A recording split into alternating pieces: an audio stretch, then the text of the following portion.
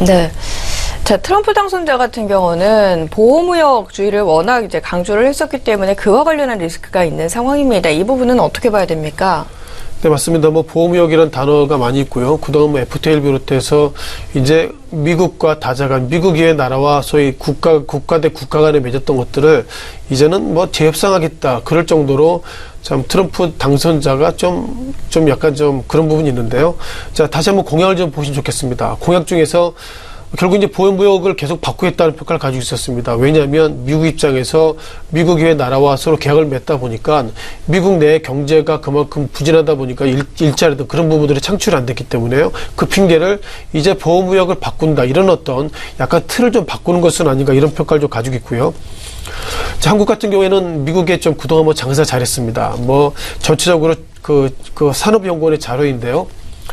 기본적으로 우리가 2015년도 기준으로 한국의 자동차가 미국의 수출액이 245억 불이고요. 우리가 그 외국차죠. 외국에서 들어오는 차가 수입이 17억 불이기 때문에 미국 입장에서 보면 한국은 우리한테 수출은 많이 하는데 수입은 거의 안 해줘. 그런 어떤 정확한 또 비난을 받기 때문에 그런 부분들이 상당히 좀 충격인 것 같습니다.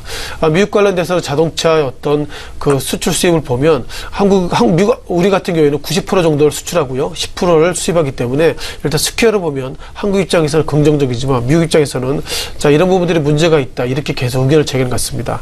자, 그러다 보니까 자동차 관련으로 한미 무역 불균형 수정표를 좀 얘기하고 있고요. 다만 전체적으로 현대차, 기아차 이 가운데서 어떤 종목이 과연 수혜를 볼 것인가, 피해를 볼 것인가 그런 코멘트가 많이 있는데요. 미국은 현대차가 알리바마 등 이렇게 현지 공장이기 때문에 50% 이상을 미국에 수출해서 여러 가지 증권사마다 평가가 달리나고 있지만 어쩌면 한미 FTA 이런 부분을 하더라도 현대차는 좀 영향이 좀 적지 않을까 생각을 하고 있는데요. 중요한 것은 그럼에도 불구하고 최근 들어서 현대차, 기아차 아직까지 좀 방향을 정하지 못하는 주가가 상대적인 약세를 보이고 있다면 결국 그것이 한국 투자 가운데서 가장 심리적인 불안이 아닌가 싶습니다. 이 시각 현재 현대차의 흐름을 보면 현재 13만 원대 지나고 있고요.